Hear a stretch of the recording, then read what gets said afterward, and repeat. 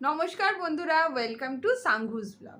আজকে চলে এসেছি এমন একটা ইনফরমেশন নিয়ে যেখানে উইকেন্ডে গিয়ে উইকেন্ডেও ঘুরে আসতে পারেন, মানে শনিবার গিয়ে রোববার আপনারা ঘুরে চলে আসতে পারেন। জায়গাটা হলো মায়াপুর, নবদ্বীপ মায়াপুর। আর এই জায়গাটার ব্যাপারে আমি পুরো ইনফরমেশন দিতে চলেছি যে ওখানে আপনারা বুকিং কি করে করবেন, ওখানে ভবনে থাকা কি লাভ আর কি লাভ না, ওখানে হোটেল কীরকম আছে, ওখানে যাতায়াতের কি সুবিধা, এগুলো সব আমি বলতে চলেছি। চলুন শুরু করি যাতায়াত দিয়ে। আমরা গেছিলাম শিয়ালদার থেকে ট্রেন ধরে নবদ্বীপে। আপনারা কৃষ্ণনগরেও নামতে পারেন। আর ট্রেন আধ ঘন্টা 1 ঘন্টা পরপরই আপনারা পেয়ে যাবেন। আগের থেকে কোনো টিকিট বুক করতে হবে না, কেন কি ওখানে লোকাল ট্রেনই যায়, কোনো এক্সপ্রেস ট্রেন আপনারা ওখানে পাবেন না। তো আপনারা স্টেশনে গিয়ে টিকিট কেটেই আপনারা লোকাল ট্রেন করে যেতে পারেন। আপনারা কৃষ্ণনগরে নামলে পরে ওখান থেকে কিন্তু অটো ভাড়াটা একটু বেশি নিয়ে নেবে। ওখানে অটো বা ম্যাজিক গাড়ি পাওয়া যায়। ওখান থেকে অটো ভাড়াটা নাই করে 250 থেকে 300 টাকা করে নিয়ে নেবে, রিজার্ভ করে আপনারা যেতে চাইলে। আর যদি আপনারা নবদ্বীপে নামেন তাহলে একটা সুবিধা কি হবে, আপনারা প্রথম দিন নবদ্বীপে যদি আপনারা সকাল সকাল বেরিয়ে যান, প্রথম দিন আপনারা ওই 10:30 11টার মধ্যে নবদ্বীপে পৌঁছে গেলে ওখানে টুকটাক ব্রেকফাস্ট করে আপনারা কিন্তু একটা অটো ভাড়া করে, ওখানেও আপনাদের 100 থেকে 150 না 300-র মতন টাকা খরচা হবে যদি আপনারা পুরো নবদ্বীপটা ঘুরে দেখতে চান। আপনারা যদি ওখান থেকে একটা গাড়ি করে, মানে ম্যাজিক গাড়ি করে পুরো নবদ্বীপটা সারাদিন ঘুরে বিকেলের দিকে ইস্কনে মায়াপুরে যান, তাহলে আপনাদের নবদ্বীপটাও ঘোরা হয়ে যাবে, আবার মায়াপুরটা। আমরা তাই করেছিলাম। পুরো দিনটা ঘুরে ওখানে বিখ্যাত দই খাওয়ার পরে ওখানে একটা ঠাকুর আছে, কি পোড়ামা ঠাকুর না, আমার ঠিক নাম নেই, নামটা মনে পড়ছে না, আমি বলে দেবো পরে, ডিসক্রিপশানে আমি লিখে দেবো মন্দিরটার নাম। ওখানে পুজো দেওয়ার পরে তারপরে আমরা ওখান থেকে খেয়া পার করে যাই মায়াপুরে। আর একটা সুবিধা ওখান থেকে খেয়া পার করার হলো, ওখানে আপনাদের 10 টাকা করে টিকিট। তাছাড়া যেটা সবথেকে সুন্দর জিনিস, যেটা দেখার জন্য আমরা আসলে নবদ্বীপে নেমেছিলাম, যখন আপনারা খেয়া পার করবেন আপনারা নদীটা দেখতে পাবেন যে দুটো নদী একসাথে মিক্সড হচ্ছে, সেটা আপনারা দেখতে পাবেন। দুটো নদীর সঙ্গমটা দেখতে পাবেন। এটা হলো গঙ্গা নদী, আর একটা নদী ছিল ভাগীরথী। দুটো নদী যে এক জায়গায় সঙ্গম হচ্ছে, পুরো জলের দুটো ডিফারেন্ট কালার, সেটা আপনারা দেখতে পাবেন। ওখানে নামার পরে আপনারা টোটো করে ওই 10-20 টাকা করে মাথা পিছু নেবে, নিয়ে আপনারা আপনাদের ভবন বা আপনাদের হোটেলে পৌঁছে যেতে পারেন। এবার আসি ভবনটাকে বুক করার পদ্ধতিতে। ওখানে কিন্তু আপনারা কোনো অনলাইন বুকিং করতে পারবেন না, কেন কি ওখানে আপনাদের ফোন করেই শুধু বুকিং করতে হবে, অনলাইন কোনো প্রসিডিওর নেই ওখানে। আগে আমি বলে দিই, যে কোনো ভবন বুক করার জন্য আপনারা 1-1.5 মাস আগের থেকেই বুক করবেন, নাহলে ভবনে কিন্তু বুকিং পাওয়া খুবই মুশকিল। আর আপনাদের কিন্তু আগে কোনো টাকা দিতে হবে না, ওখানে যাওয়ার পরে আপনাদের পে করে ঢুকতে হবে। ওখানে ভবনগুলো খুবই সুন্দর, খুবই বড় বড়, আর এতটা পরিষ্কার যে কিছু বলার নেই, আপনারা না গেলে বুঝতে পারবেন না। আমি ভবনের কিছু ক্লিপস আপনাদের দেখাবো। ভিতরটা এত পরিষ্কার পরিচ্ছন্ন যে বলার কিছু নেই। আমরা গীতা ভবনে থেকেছিলাম। ওখানে আমরা দেখি, আমরা যে ভবনে থেকেছিলাম আমাদের রুমটা নিয়েছিল 2500 টাকা উইথ ট্যাক্স। আমরা এসি রুম নিয়েছিলাম, 4 বেডের রুম, কারণ এসি রুমগুলোর সাথেই অ্যাটাচ পায়খানা বাথরুম ছিল, বাকিগুলো অ্যাটাচ পায়খানা বাথরুম নেই। মানে বাকিগুলো, আর বাকি যে রুমগুলো আছে সেগুলো ডরমেটরি আছে, যার জন্য আপনাদের কমন বাথরুম ইউজ করতে হবে। আর কমন বাথরুম বলে কিন্তু কোনো নোংরা না, পুরো পরিষ্কার স্বচ্ছ বাথরুম। ওখানেও মানে আপনারা যদি গ্রুপে যান আর যদি বয়স্ক মানুষ সাথে না থাকে, আপনারা কিন্তু ডরমেটরিও নিতে পারেন, সেই ক্ষেত্রে আপনাদের টাকাটা একটু কম লাগবে।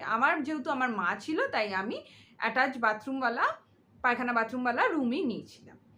আর বলে দিই, ওখানে খাওয়া দাওয়া খুবই সস্তা। আমরা টিকিট কেটেছিলাম, মানে আপনি যে ভবনে থাকবেন সেই ভবনেও আপনারা খেতে গেলে টিকিট কাটতে হবে। আমরা রাত্রিবেলায় ভবনে খেয়েছিলাম, আমাদের 40 টাকা করে পার হেড টিকিট লেগেছিল। তাছাড়া ওখানে সবথেকে ফেমাস ভবন হলো গদা ভবন।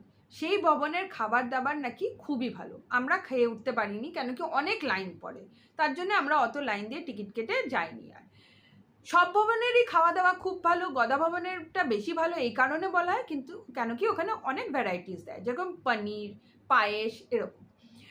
আর প্রত্যেকটা জিনিস নিজে ওরা খেতে মানে চাষ করে, নিজের গরুর দুধ দিয়ে, খাঁটি গরুর দুধ দিয়ে পায়েস বানায়, মিষ্টি বানায়। ওখানে কোনো ভেজাল পাবেন না।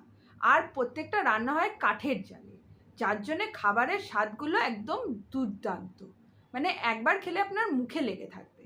আমরা গেছিলাম শীতকালে, শীতকালে গরম গরম ওই খাবার খেলে মানে মনে হচ্ছিল অমৃত খাচ্ছি। ওখানে কিন্তু কোনো পেঁয়াজ রসুন, কোনো আমিষ খাবার আপনি পাবেন না, মন্দিরের সামনেও পাবেন না। আর পুরো মায়াপুরটাতে আমরা খুঁজে পাইনি, খুঁজলে হয়তো একটা দুটো পেতে পারেন, কিন্তু ওখানে কিন্তু সব বৈষ্ণব ধর্ম, আর ওখানে কোনো মানে পেঁয়াজ রসুনটুকুনিও আপনারা পাবেন না। কিন্তু খাবারগুলো এত অপূর্ব যে কি বলবো। ওখানে খাওয়া দাওয়ার পরে এবার আমি চলে আসি ওখানে কোন দিন যাওয়া উচিত। ওইখানে যদি আপনারা যান তাহলে আমি বলবো শনিবার দিন যান আর রোববার ফিরে আসুন, বা যেদিনই যাবেন শনিবারটা ওখানে থাকার চেষ্টা করবেন। কারণ একটাই, শনিবার বিকেলে আমাদের প্রভু ভ্রমণে বেরোয়।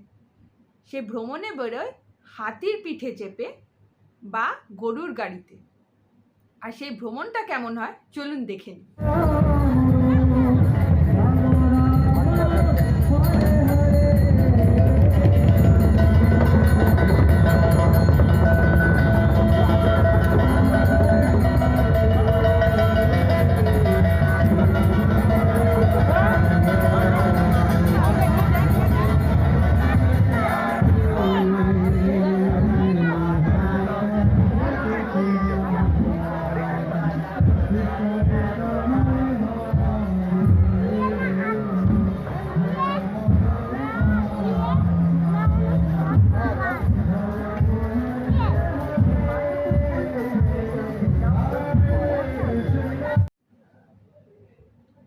দেখতে পেলেন তো কীরকম ভ্রমণ করে আমাদের প্রভু শনিবার দিন বিকেলে। তাই আমি বলছি শনিবার বিকেলটা থাকার অবশ্যই চেষ্টা করুন। এবার আপনাদের বলে দিই কোন ভবনটা কতটা দূরে, আর ওখান থেকে ভবন থেকে মন্দিরে যাওয়ার কি সুবিধা আছে। প্রত্যেকটা ভবন এক চত্বরের মধ্যেই আছে, একটার থেকে একটা 5 মিনিট দূরে দূরে। কিন্তু কোচ ভবন যেটা আছে সেটা একদম মন্দিরের ভিতরে। ওই ভবনটায় আপনারা যদি থাকেন তাহলে আপনারা সকালের আরতি, বিকেলের আরতি সব কিছু আপনারা দেখতে পাবেন, একদম মন্দিরের ভিতরেই বলতে পারেন। আর অন্য ভবনগুলো একটু দূরে, কিন্তু প্রত্যেকটা ভবনের নিজস্ব টোটো ব্যবস্থা আছে। আপনারা 10 টাকা দিয়ে টোটো করে মন্দিরে আসা যাওয়া করতে পারেন। যদি ওখানে আপনারা বয়স্ক মানুষ না থাকে আপনাদের হেঁটে যেতে হার্ডলি 5 থেকে 7 মিনিট লাগবে। ওখানে একটা ভিতরে কিন্তু বড় মার্কেটও আছে, একটা কমপ্লেক্স টাইপের, মানে কমপ্লেক্স বলবো না, একটা ওই ছোট এই রিলায়েন্স মার্টের মতন। ওখানে আপনারা সব কিছু পেয়ে যাবেন, সবজির থেকে ওষুধ থেকে সব কিছু। যদি কোনো অসুবিধা হয় ওখান থেকে আপনারা ওষুধ, কিছু কাঁচা ফল, বা ওখান থেকে মুদিমাল বলবো না, ওখান থেকে যেরকম ব্রাশ পেস্ট এগুলো সব আপনারা পেয়ে যাবেন। চলুন এবার কথা বলে নিই মন্দিরটার ব্যাপারে। মন্দিরটার ব্যাপারে আর কি বলবো, অপরূপ সুন্দর। মন্দিরটা এতটাও সুন্দর যে কহতব্য না।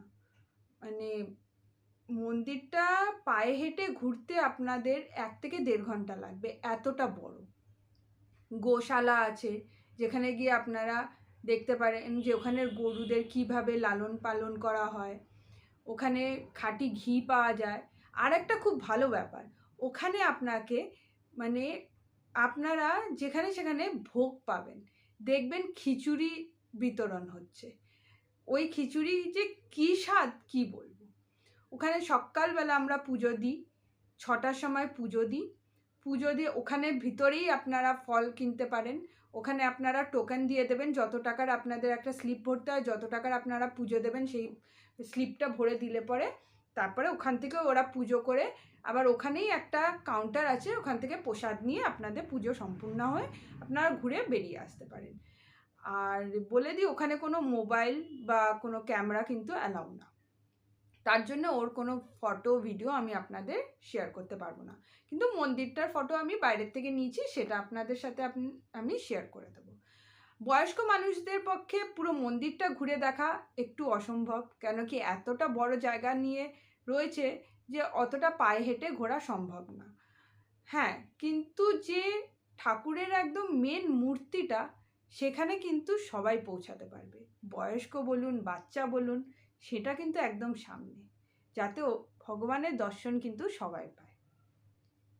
আর কি, তারপরে ওখানে আমরা খাওয়া দাওয়া করে লাঞ্চ করে দুপুরবেলার দিকে 1:30টার ট্রেনে ফিরে আসি কলকাতায়। যদি একদিনের জন্য আপনারা কোথাও ঘুরতে যেতে চান, আমি আপনাদের সাজেস্ট করব নিশ্চয়ই একবার মায়াপুরে যান। এই হলো আজকের ভিডিওর মূল উদ্দেশ্য আমার।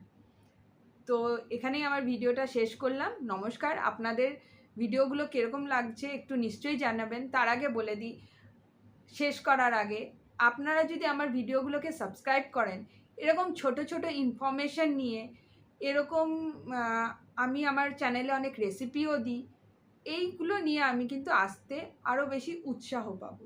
আপনাদের সাপোর্ট কিন্তু আমার খুবই দরকার। তার জন্য বলবো প্লিজ আমার চ্যানেলটাকে সাবস্ক্রাইব করে দিন, লাইক করে দিন আর শেয়ার করে দিন। ধন্যবাদ।